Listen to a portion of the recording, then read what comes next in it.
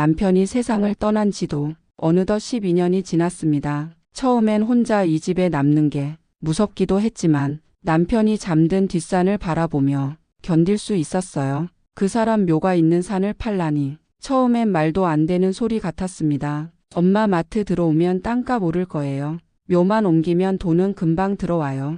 딸아이 말이 현실적이긴 했습니다. 가뜩이나 돈도 넉넉지 않았고 딸이 하겠다는 사업에도 보탬이 되고 싶었습니다. 그래서 결국 남편의 묘를 파묘하기로 결정했어요. 그날 밤 장독대 뒤에 웅크리고 있던 검은 뱀에게 물렸습니다. 당신 나 괜찮을까요? 남편의 영정 사진을 바라보며 혼잣말을 했습니다. 그 순간부터였습니다. 무너지는 소리가 바로 제 삶에서 들리기 시작한 건 묘를 옮긴 뒤 딸은 돈을 잃었고 집도 균열이 가기 시작했습니다. 미안해요 엄마 이러려고 그런 게 아니었어요. 누군가는 말했습니다. 조상의 자리를 함부로 건드리면 대가를 치른다고요. 그 말을 믿지 않았던 지난날의 나에게 지금의 나는 말해주고 싶습니다. 여보 당신이 잠든 그곳을 그대로 지켰어야 했어요. 아침마다 남편이 잠든 뒷산에 향을 올리는 게 제 하루의 시작이었습니다. 당신 잘 지내죠? 오늘도 다녀올게요. 그렇게 말을 건네고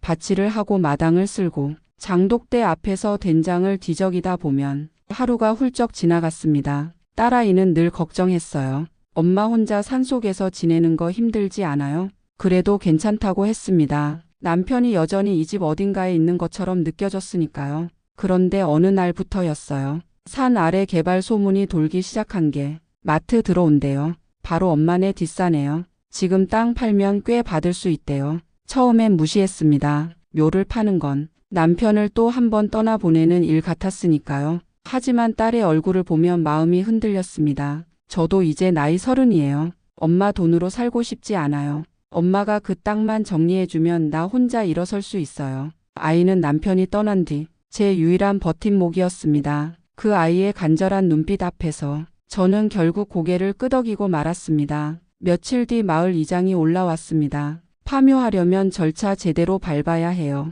날도 골라야 하고요. 묘 이장 아무 때나 하면 안 돼요. 그 말이 조금 찜찜하게 들렸지만 이미 마음을 정한 뒤였습니다. 당신 이해해줘요. 이 아이를 위해서예요. 그날 밤 장독대에서 들려온 이상한 소리에 나가보니 검은 뱀 한 마리가 장독대 뒤에 또아리를 틀고 있었습니다. 놀라서 뒷걸음질치다 뱀에게 손을 물리고 말았습니다. 살면서 뱀을 그렇게 가까이서 본 건 처음이었습니다. 그냥 산에 있는 뱀이에요. 별일 아닐 거예요. 응급처치만 잘하면 괜찮아요. 딸아이는 제 손을 감싸며 그렇게 말했지만 그날 이후로 제 마음속엔 불안이 싹트기 시작했습니다. 남편이 남긴 그 자리, 그 땅이 정말 우리에게 축복이 될 수 있을까? 아니면 무언가를 건드린 걸까? 그 물음은 곧 현실이 되어 우리를 향해 무너져 내리기 시작했습니다. 딸아이는 파묘가 끝나자마자 서울로 올라갔습니다. 손에 쥔 건 뒷산을 판 돈이었고 가슴속엔 몇 년째 품어온 꿈이 있었습니다. 엄마 저 카페 차릴 거예요. 단순한 카페 아니에요. 북카페 전시도 하고 작은 공연도 할 수 있는 그런 공간이요. 목소리는 들떠 있었고 눈빛은 반짝였습니다. 그래 이왕 하는 거 내가 원하던 대로 해봐. 엄마는 여기서 기도할게. 제 마음 한구석엔 여전히 불안이 있었지만 딸의 두 손을 꼭 잡아주었습니다. 서울에서 보내오는 사진 속 딸은 처음으로 내 일에 몰두하는 사람의 얼굴을 하고 있었습니다. 도배, 페인트 칠, 커피 머신 구입, 혼자서 하나하나 준비해가며 매일 밤 전화를 걸어왔습니다. 엄마 내일은 간판 달아요. 내 이름으로 처음 만든 간판이에요. 이제 진짜 시작하는 것 같아요. 저도 하루하루 그 전화만 기다리며 살았습니다. 어느 날엔 장독대에 쪼그려 앉아 딸아이의 카페 이름을 혼자 중얼거리기도 했습니다. 그렇게 한 달쯤 지났을 무렵 개업 날이 찾아왔습니다. 엄마 첫날은 꼭 와줘요. 엄마 없으면 안 될 것 같아요. 서울로 올라가는 기차 안에서 남편 영정 사진이 담긴 작은 액자를 품에 안고 저는 속으로 조용히 말했습니다. 당신 우리 애 잘하고 있어요. 꼭 지켜봐 주세요. 하지만 행운은 생각보다 쉽게 오지 않았습니다. 개업 한 달이 지나고 손님은 점점 줄어들었고 생각보다 사람들이 책을 보러 카페에 많이 안 와요. 요즘은 사진 찍으러 오는 데만 관심 있대요. 딸은 처음으로 자신의 선택을 후회하는 표정을 지었습니다. 괜찮아 다들 처음엔 그래. 시간이 좀 지나야 자리를 잡는 거야. 포기하지 마. 그렇게 다독이며 이자에 쫓기는 딸 대신 남은 돈으로 몇 달 월세를 더 보탰습니다. 하지만 돈은 빠르게 줄어들었고 사람들의 관심은 더 이상 새로 생긴 북카페에 머물지 않았습니다. 그러던 어느 날 딸아이는 새벽에 전화를 걸어 말했습니다. 엄마 오늘 가게 빼요. 정말 미안해요. 그 돈 남겨야 했는데 다 날려버렸어요. 저는 아무 말도 할 수 없었습니다. 그 아이의 떨리는 목소리와 무너진 숨결만이 귀에 남았습니다. 그날 밤 뒷산을 팔고 생긴 그 큰 돈이 어디로도 이어지지 못한 채 허공으로 사라져 버렸다는 사실이 제 심장을 꽉 움켜쥐었습니다. 다음 날 장독대 옆에 피어오른 향불 앞에서 저는 속으로 말했습니다. 당신 우리가 무언가 잘못 건드린 걸까요? 딸아이는 다시 시골로 내려왔습니다. 짧은 머리에 손엔 상처가 가득했습니다. 아무 말 없이 마루 끝에 앉아 하루 종일 하늘만 바라보던 그 아이를 저는 옆에서 말없이 지켜보았습니다. 그렇게 몇 날 며칠이 지나고 겨우 입을 떼었습니다. 엄마 내가 바보였나 봐요. 그냥 안정된 직장 다닐걸. 그 말에 저는 아무 대꾸도 하지 않았습니다. 이미 세상에 대한 자신감도 저 자신에 대한 믿음도 바닥을 친 상태였거든요. 그리고 그 무렵 집 안에 이상한 낌새가 들기 시작했습니다. 장독대 옆 벽에 금이 갔습니다. 처음엔 그냥 계절 탓이라 생각했죠. 하지만 금은 점점 길어지고 깊어졌습니다. 엄마 이거 너무 심한 거 아니에요? 이런 집에 계속 살아도 되는 거예요? 그제야 저도 그 불안함을 인정하게 되었습니다. 벽지에 드러난 균열은 마치 우리 집안의 금이 간 현실처럼 보였습니다. 마을 사람들도 수군거리기 시작했습니다. 그 집 이상하대 파묘한 이후로 기운이 뒤틀린 것 같대. 처음엔 흘려들었지만 밤이 깊을수록 그 말이 머릿속에 맴돌았습니다. 어느 날 빗물이 많이 내리던 날 밤 장독대가 무너졌습니다. 돌덩이가 쏟아지듯 굴러내리며 장독 몇 개를 깨트렸습니다. 그 앞에 서서 저는 그 장독대 뒤편 남편의 묘가 있던 자리를 바라보았습니다. 그 자리는 이제 잡초가 무성했고 가끔은 까마귀가 날아들었습니다. 그날 밤 저는 방 안에 누워 남편의 사진을 바라보다가 조용히 말했습니다. 당신 우리가 당신 자리를 팔아서 이렇게 된 걸까요? 집은 점점 더 금이 갔고 대형마트 공사는 이제 본격적으로 시작되었습니다. 집 뒤편으로 포클레인이 들이닥치고 땅이 요동치기 시작했습니다. 진동은 하루가 멀다 하고 이어졌고 벽은 더 이상 버티지 못하고 갈라지고 있었습니다. 엄마 여기 계속 사는 거 무리예요. 우리 그냥 나가요. 이 집 이제 위험해요. 딸의 말에 저는 끝내 고개를 끄덕일 수밖에 없었습니다. 그렇게 남편의 묘를 떠나보낸 땅도 딸의 꿈을 심었던 돈도 그리고 우리가 몸을 의지하던 집도 하나씩 하나씩 무너져 내렸습니다. 우리는 집을 나와 읍내의 작은 월세방으로 들어갔습니다. 좁은 방 낡은 싱크대, 천장에 매달린 작은 전등 하나가 밤마다 깜빡였습니다. 딸은 낮에는 아르바이트를 하고 밤에는 잠을 잘 이루지 못했습니다. 엄마 나 때문에 이렇게 된 거죠. 그때 그냥 아빠 자리 그대로 두지 말걸. 저는 말없이 딸의 손을 잡았습니다. 그 손은 아직도 그날의 흙이 묻은 것처럼 거칠고 메말라 있었습니다. 누구 탓을 할 수 있겠니? 그저 우리가 몰랐던 거야. 버려도 되는 자리인 줄 알았던 거야. 남편의 사진은 작은 탁자 위에 다시 올려두었습니다. 하지만 그 눈빛이 예전과 달라 보였습니다. 무언가를 말하고 싶은 듯. 하지만 끝내 입을 다문 표정.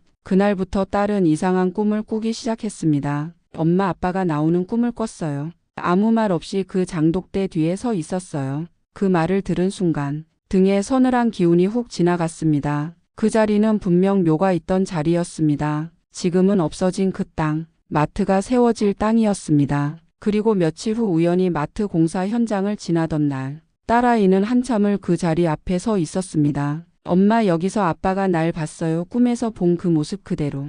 허공을 바라보는 딸의 눈동자. 그곳에는 죄책감과 두려움, 그리고 잃어버린 시간을 향한 후회가 엉켜 있었습니다. 저는 그 자리에 조용히 절을 했습니다. 당신 우리가 잘못했어요. 그 자리를 지키지 못했어요. 그 땅의 무게를 너무 가볍게 봤어요. 그러자 멀리서 바람이 불어왔습니다. 마트 공사장의 깃발이 허공을 가르며 펄럭였습니다. 그 자리에 이제는 아무것도 없었습니다. 하지만 우리 마음속에는 그 자리가 아직도 텅 빈 채로 남아 있었습니다. 비가 오던 날이었습니다. 천장이 조금씩 새더니 기어이 방 안으로 물이 떨어졌습니다. 엄마 우리 어떡해요? 여기서도 못 살면. 딸의 눈에 눈물이 고였습니다. 그동안 잘 버티고 있다고 믿었는데 사실은 안에서 무너지고 있었던 겁니다. 제가 말없이 양동이를 가져다 떨어지는 물 밑에 받쳐 두었습니다. 이 집도 이제 우리를 버리려나? 딸은 요즘 들어 말수가 더 줄었습니다. 엄마 나 이제 괜찮은 척 안 할래요.